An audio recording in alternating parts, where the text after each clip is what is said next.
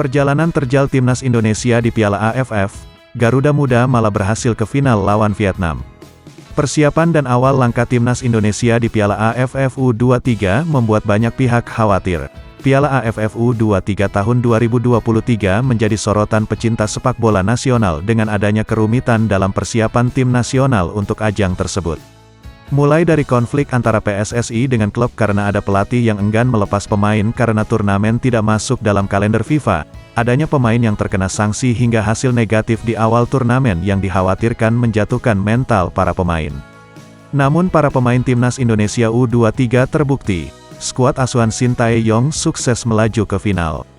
Timnas Indonesia U23 dinilai tidak membawa skuad terbaik, dengan para pemain yang berkarir di luar negeri tidak memungkinkan untuk dipanggil. Dua klub Liga 1 Persija Jakarta dan PSM Makassar juga enggan melepas pemain mereka yaitu Rizky Ridho dan Zaki Ashraf. Masih jalani sanksi AFC, dua pemain dipanggil ke Timnas Indonesia U23. Komang Teguh kembali mendapat panggilan ke Timnas U23 meski tidak diperbolehkan tampil di Piala AFF U23. PSSI kembali melakukan blunder dalam pemanggilan pemain ke Timnas Indonesia U23. Dua pemain yang masih menjalani sanksi Komite Disiplin AFC Komang Teguh dan Taufani Muslihuddin masuk ke dalam daftar pemain untuk mengikuti persiapan menghadapi laga grup K kualifikasi Piala Asia U23 tahun 2024. Induk organisasi sepak bola nasional ini belum merilis daftar pemain yang akan dipanggil untuk memulai persiapan menghadapi kualifikasi Piala Asia U23. Kendati demikian, klub yang pemainnya dipanggil telah mengeluarkan rilis. Borneo FC mengumumkan ada 4 pemain mereka yang dipanggil untuk bergabung ke Timnas U23 yakni Komang Teguh, Taufani, Dava Fasya dan Fajar Fatur Rahman melalui akun media sosial resmi mereka. Pemanggilan Komang Teguh dan Taufani tentunya memunculkan tanda tanya, mengingat mereka masih menjalani sanksi disiplin dari AFC. Sikat Persis Solo, PSM Makassar gusur Persib Bandung. PSM menanjak 4 strip setelah berhasil mendulang 3 angka dari Laskar Sambernyawa. PSM Makassar harus bersusah payah untuk mendapatkan kemenangan tipis 1-0 atas Persis Solo dalam matchday ke-10 Liga 1 tahun 2023 dan 24 di Stadion B.J. Habibie. PSM yang ingin menghentikan catatan 2 kekalahan di 2 laga Liga 1 sebelumnya, memperlihatkan permainan agresif selepas wasit meniup peluit sepak bola. Kubu sukses membuka keunggulan di menit ke-25 ketika Kenzo Nambu menyambar bola muntah tendangan bebas Yuran Fernandos yang dipatahkan kiper Pancar Nur.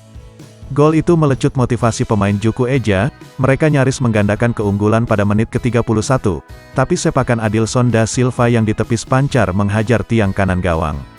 Tambahan 3 angka itu mengangkat posisi PSM ke peringkat 10 klasemen sementara setelah mengoleksi 14 poin. PSM menggusur Persib Bandung dengan keunggulan selisih gol. Dedik Setiawan bawa Arema FC raih kemenangan pertama. Raihan 3 poin pertama itu membuat Arema belum keluar dari zona merah, karena baru mengumpulkan 6 poin. Arema FC harus menunggu selama 10 pekan untuk mendapatkan kemenangan pertama di Liga 1 tahun 2023 setelah mengalahkan Persikabo 1973 dengan skor tipis 1-0 di Stadion Dipta Gianyar. Tim Singo Edan mengawali pertandingan dengan tempo sedang, sedangkan Persikabo mengambil inisiatif dengan menerapkan permainan agresif. Persikabo mendapatkan sejumlah peluang Pedrinho dan Dimas Drajat, tapi tidak membuahkan hasil.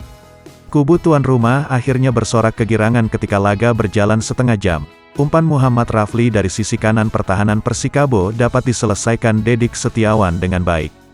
Kemenangan pertama itu membuat Arema belum keluar dari zona merah, karena mereka baru mengumpulkan 6 poin sehingga berada di peringkat ke-17 klasemen sementara.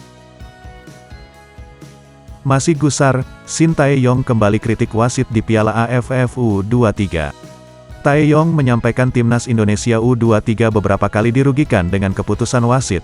Pelatih Timnas Indonesia U23 Shin Tae-yong kembali menumpahkan kekesalannya terhadap kinerja wasit di Piala AFF U23 tahun 2023.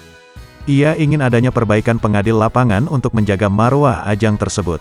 Timnas Indonesia U23 gagal juara Piala AFF U23. Pada laga final pasukan Merah Putih dikalahkan Vietnam U23 lewat adu penalti.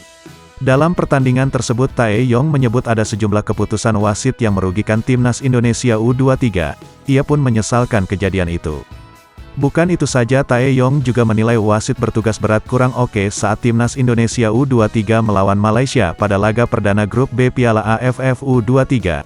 Duel tersebut berakhir untuk kemenangan Harimau Malaya dengan skor 2-1. Andai wasit bekerja benar, Tae Yong menyatakan timnas Indonesia U23 bisa saja juara di Piala AFF U23.